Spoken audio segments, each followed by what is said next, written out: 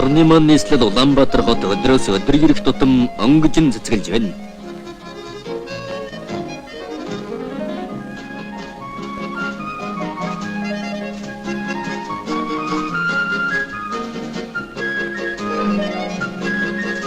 Энэ кино сэтгүүлд Монголын ард түмэн Октябрийн социалистик хөвсгөлийн 50 жилийн ой хугтаж улс төр хөдөлмөрийн эдвэхийг эрчимтэй өрнүүлж байгаа дөрөвдөд Улаанбаатар хотноо анд зөвлөлтийн ард түмний өгөөмөр тусламжтайгаар орчин үеийн эжгүрэн тоноглолтой зурагт радиогийн шин төв нэгдсэн тухайг үлэх болно. Энэ үйл явдал Монгол зөвлөлтийн ард түмний уламжлалт найрамдлын түүхэнд бас нэгэн шин хуудас нэмлээ.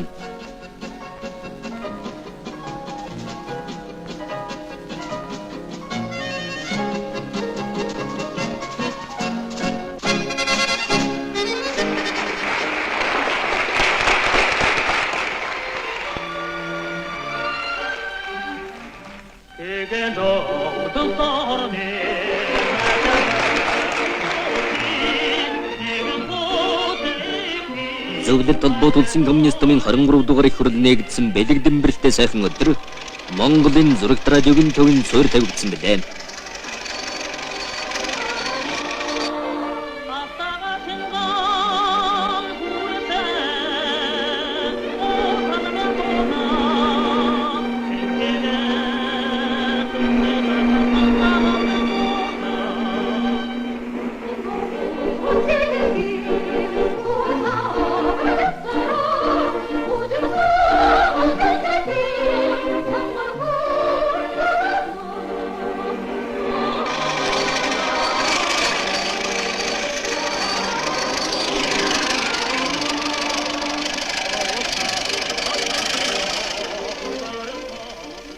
Дөрвөн тоног режинтэй төмөрлөх холойнуудаас бүтсэн энэ авраг том цамхаг тентэн нь 70-90 км-ийн зайд зурагт радиогийн нэвтрүүлэг дамжуулагч чадaltaй юм аа. Энд зөвлөлтийн зурагт радиогийн төвүүд түүний дотроос Ленинградын 312 м өндөр цамхаг тентнийг барилдсан баялаг туршлагатай мэргэжилтнүүд ажиллаж байна.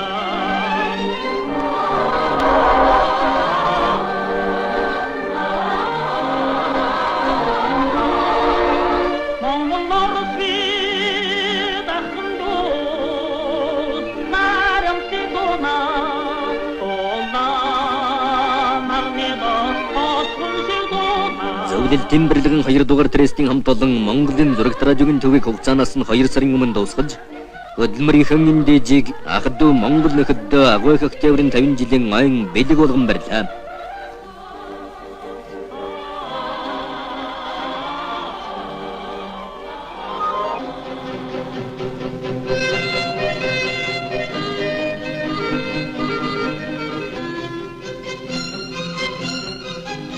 Зөвлөлтийн мэргэжилтэн нар орчин үеийн зурагт радиогийн дөрвөлөрийн техникт хөрөмжийн нарийн ажиллагааг Монгол анд нөхөдөө сэтгэл харамгүй зааж сургасны ачаар Монголын зурагт радио үндэсний боловсон хүчнүүдтэй боллоо.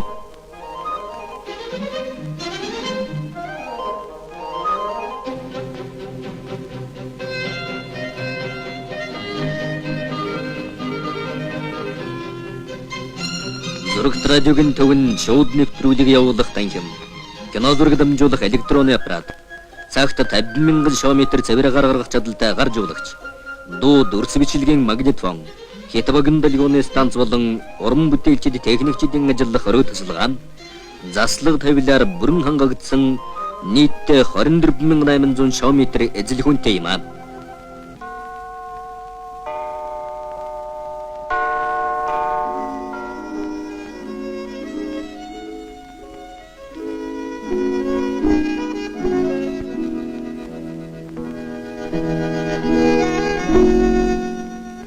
5 киловаттын хүчтэй Хэдвэгийн долгионы Якр радио станц, 4 сувагтай дүрсийн төв аппарат, нүүдлийн шууд нэвтрүүлэх станц зэрэг нь хоногт 12-оос 16 цагийн нэвтрүүлэг хийж байх чадaltaй юм аа.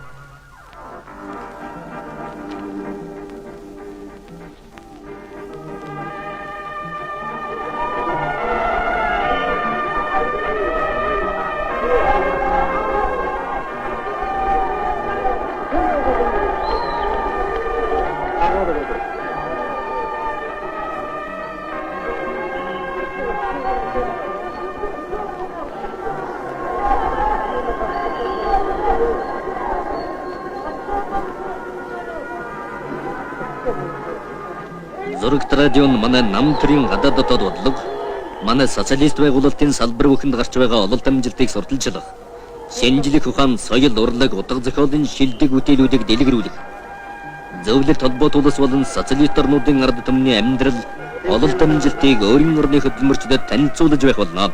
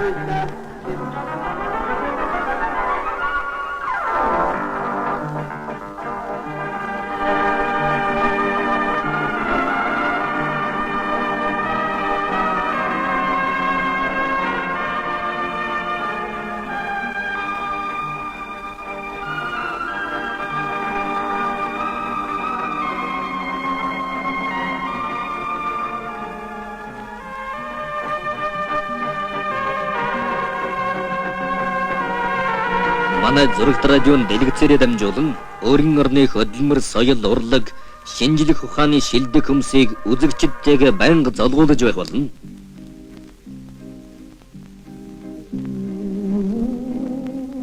$1969 онд Улаанууд Улаанбаатарын хоорондох радио релэний шугам тавигдамагц.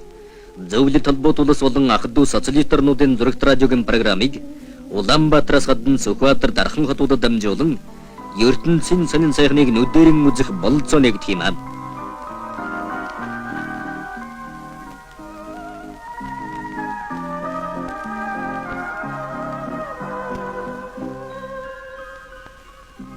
Улаанбаатарын зурагт радиогийн төвийг нээх ёслолын зуглаан дээр Монгол Ардын Хөсгөлтмийн төв хорооны улс төрийн товчооны гишүүн, төв хорооны нэрийн бичгийн дарга дүгэрсэрнэ. Зөвлөлт холбоотуулсаас тусалцад суугаа онц бүрэн эрхлэлтийн сайд салуу яв. Зурагт радиогийн төвийг барьсан зөвлөлтийн барилгын 2 дугаар трестийн дарга Трэвис нар баяр хүргэж өгүүлээ. Монгол Ардын Хөсгөлтмийн төв хорооны 1-р нэрийн бичгийн дарга, бүгд наримдах Монгол Ард улсын сайд нарын зөвлөлийн дарга Цэдэн бол улаан туу цайчилж зурагт радиогийн төвийн ажиллагааг нээлээ.